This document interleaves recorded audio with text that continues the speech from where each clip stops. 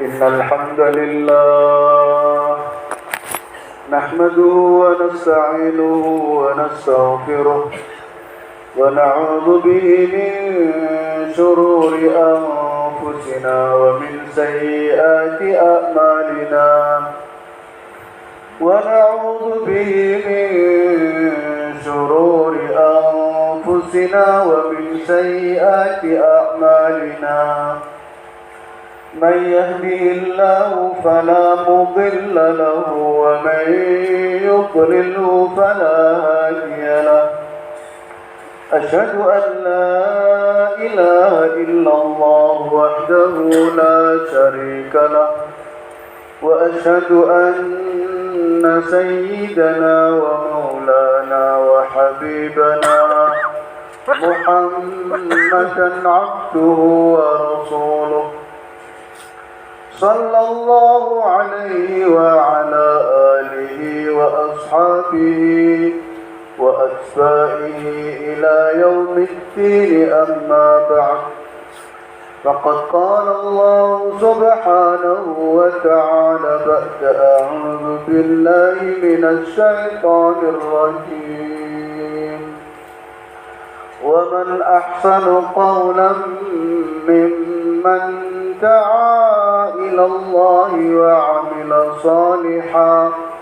وعمل صالحا وقال إنني من المسلمين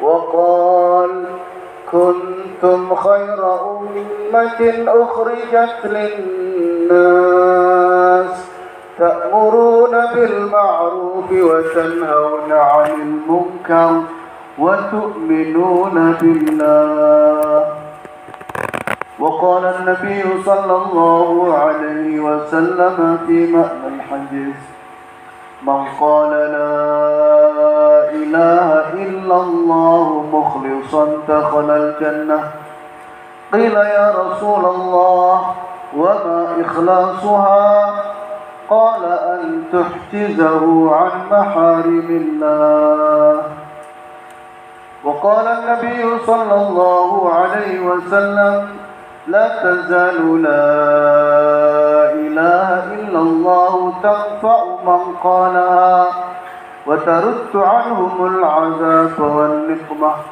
ما لم يستخفوا بحقها قالوا وما الاستخفاف بحقها يا رسول الله قال يظهر العمل بمعاصي الله فلا ينكر ولا يغير أو كما قال عليه الصلاة والسلام.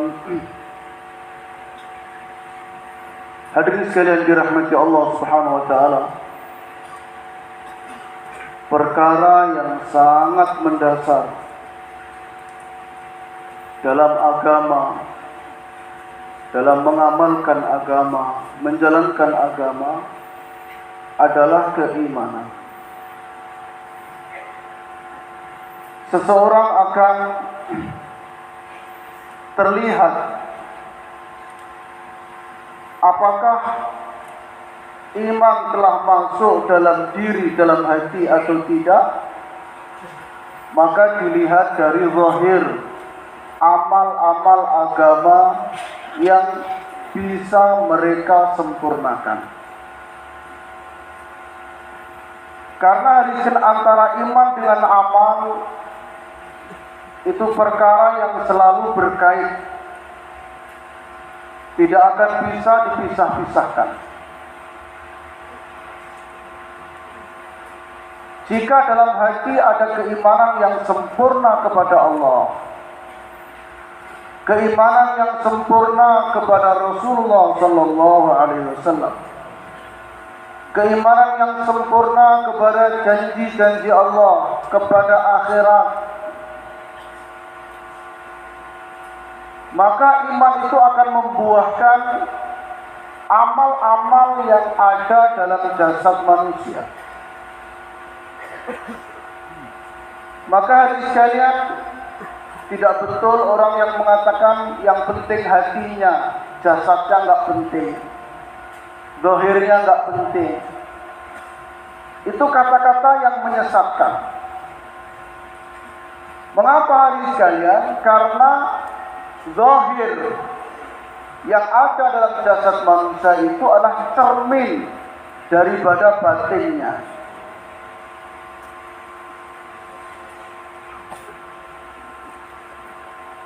Amalan-amalan yang ada dalam zahiriyah, dalam jasad, apa yang terlihat dalam jasad, itulah cerminan yang ada dalam hati.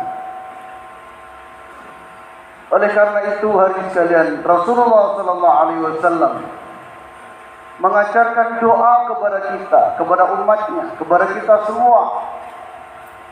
Allahumma ja'al sarirati khairun min alaniyati waj'al alaniyati salihatan. Ya Allah, jadikanlah batinku itu lebih baik daripada zahirku, dan jadikanlah zahirku itu zahir yang soleh. Maka hubungan antara batin dan zahir itu hubungan yang erat, tidak bisa dipungkiri. Kalau zahirnya rusak, pasti batinnya rusak. Demikian juga kalau batinnya rusak, maka zahirnya akan rusak. Nabi SAW mengibaratkan batiniyah itu seperti raja yang memerintahkan negeri. Kalau perintah raja itu buruk, maka negeri akan menjadi negeri yang buruk. Kalau perintah raja itu baik, negeri itu akan menjadi baik. Ala inna fil jasadi mudghah idza saluhal jasadu kullu wa idza fasadal jasadu kullu. Ketahuilah sesungguhnya dalam diri manusia itu ada segumpal daging mudghah. Maka segumpal daging itu akan menentukan zahir dan amal seluruh jasad manusia itu. Jika segumpal daging itu baik, maka baiklah seluruh anggota jasadnya. Matanya tidak akan memandang kecuali yang baik, telinganya tidak akan mendengar kecuali yang baik, tangannya, jarinya tidak akan memegang kecuali kepada yang baik, kakinya tidak akan melangkah kecuali kepada yang baik, pikirnya tidak akan berpikir kecuali yang baik. Jika apa? Segumpal daging yang ada dalam diri manusia itu baik. Sebaliknya, jika segumpal daging itu buruk, fasadal jasadu kulluh, maka akan menjadi buruk seluruh jasadnya. Matanya suka mencari pandangan yang tidak baik.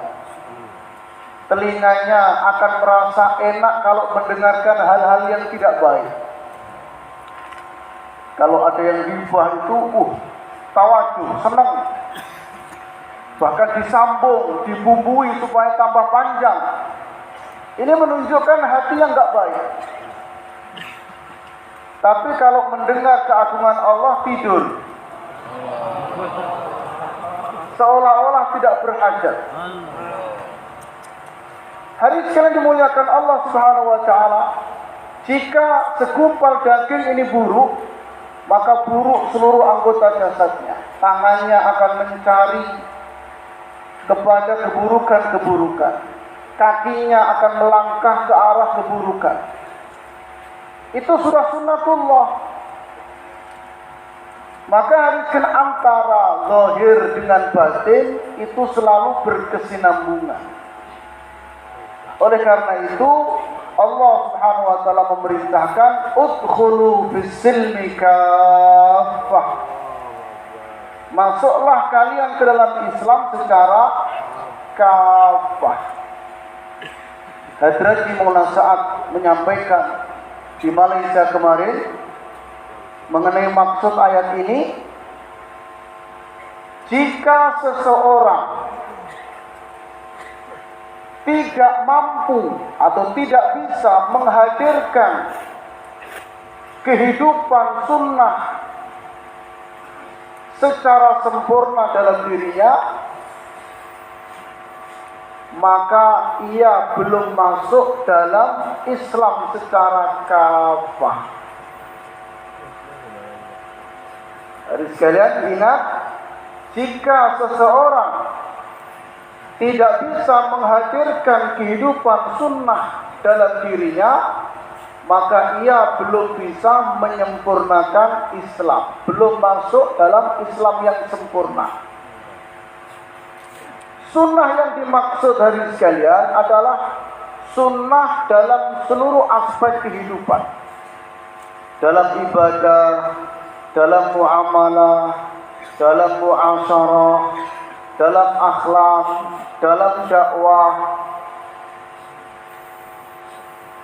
Kita membawa kehidupan sunnah di dalam seluruh aspek kehidupan kita. Itulah perintah Allah. Udkhulu fis-silmi kaffah. Hari ini umat manusia berpendapat kalau ibadah harus ikut cara Nabi, kalau muamalah harus ikut cara Nabi, muasyarah ikut cara Nabi, akhlak ikut akhlak Nabi. Tapi kalau dakwah cara masing-masing aja. Nggak bisa sekalian. Sebagaimana ibadah itu adalah bagian dari agama, maka dakwah demikian juga bagian dari agama. Maka kalau seseorang berpendapat, ulama berpendapat bahwa ibadah tidak akan diterima oleh Allah kalau tidak mengikut cara Nabi, demikian juga dakwah tidak akan diterima oleh Allah kalau tidak ikut cara Nabi. Ini yang harus kita pahami hari sekalian, yang harus kita sampaikan kepada seluruh umat manusia,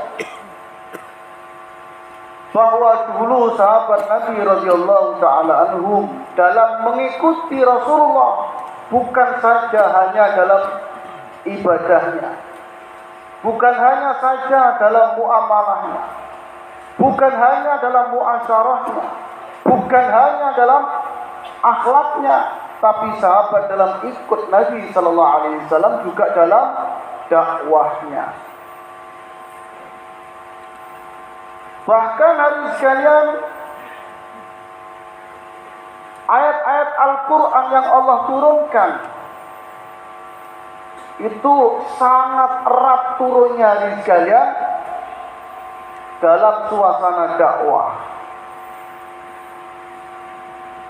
Dalam keadaan hari sekalian, Rasul dan para sahabatnya sedang mendakwahkan ini agama. Kisah-kisah dalam Al-Quran semua berkaitan dengan kisah dakwah. Tetapi hari ini, umat hanya ingin ibadah ikut cara Nabi, tapi dakwah tidak mau ikut cara Nabi. Mengikuti Nabi baginda Rasulullah sallallahu alaihi wasallam ini merupakan tuntutan iman. La yu'minu ahadukum hatta yakuna hawahu taba'an lima jitu bihi. Tidak akan sempurna iman seseorang di antara kalian sebelum ia menundukkan keinginan-keinginannya, keinginan dirinya, hawa nafsunya terhadap apa yang aku bawa. Maka antara iman dengan amal itu erat hubungannya. Tidak bisa dipisah-pisahkan antara satu dengan yang lain.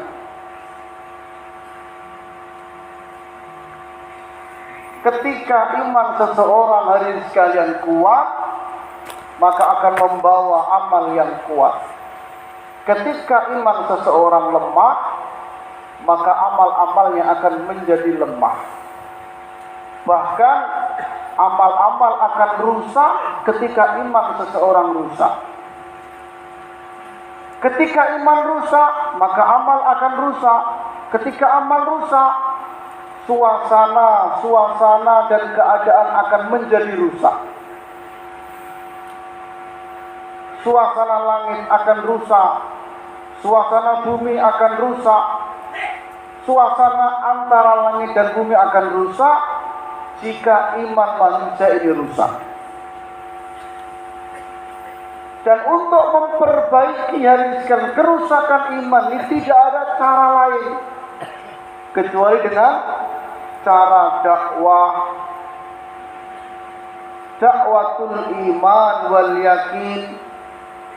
Kita dakwahkan iman, kita dakwahkan yakin, maka iman akan menjadi kuat, yakin akan menjadi kuat. Lemahnya dakwah iman dan yakin akan melemahkan iman kita. Dengan lemahnya iman, maka amal akan menjadi lemah, agama akan menjadi lemah. Akhlak yang pertama kali akan keluar dari kehidupan umat.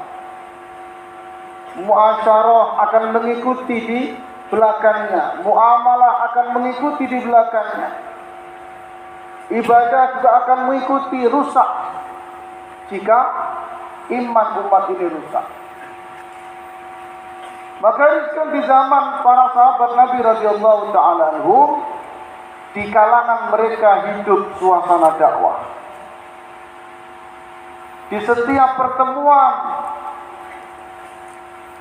baik satu orang, dua orang, 3 orang, 4 orang, yang mereka bicarakan adalah bicara dakwah. Keagungan Allah, kebesaran Allah, keimanan kepada Allah. Tidak ada satu majelis pun yang sahabat Nabi radhiyallahu taala duduk kecuali mereka duduk dengan membicarakan iman, dengan menyampaikan iman kepada Allah Subhanahu wa taala, sehingga suasana begitu kuat ketika seseorang bertanya keadaan seseorang yang lain, apa kabarmu? Maka pasti jawaban yang muncul dari sahabat, ia akan menceritakan imannya. Yang disampaikan itu kabar keimanan. Kenapa? Hari-hari sahabat yang dibicarakan iman. Berbeda dengan kita hari ini. Kalau ada orang bertanya, apa kabar? Jurusnya itu jasadnya baik enggak? Sehat enggak? Yang difahami itu kesehatan jasad, benda-benda. Kenapa? Hari ini yang kita bicarakan hari-hari adalah benda. Yang kita bicarakan adalah makhluk, benda. Sehingga hari ini sekalian yang muncul jawaban dari kita adalah jawaban benda. Begitu juga yang bertanya. Yang bertanya kepada seseorang ini, tanya bukan tanya imannya, tapi tanya jasadnya. Sehingga nyambung antara pertanyaan dengan jawaban, sama-sama tidak mementingkan keimanan. Karena suasana iman telah hilang. Sahabat-sahabat Nabi, jika sedikit mereka merasa suasana kurang, suasana iman berkurang, maka mereka langsung berjauhlah, ta'alau nu'min bi rabbina sa'ah. Mari wahai sahabat-sahabat, kita berkumpul, kita duduk, kita bicara iman walaupun sesaat. Diajak mereka ke masjid, dibawa mereka ke masjid untuk duduk bicara atas iman. Ini sahabat. Sehingga hari sekarang iman-iman mereka hari sekarang tegar seperti gunung. Walaupun jasad-jasad mereka kecil seperti lidi. Abdullah bin Mas'ud pada suatu hari dia manjat di satu pohon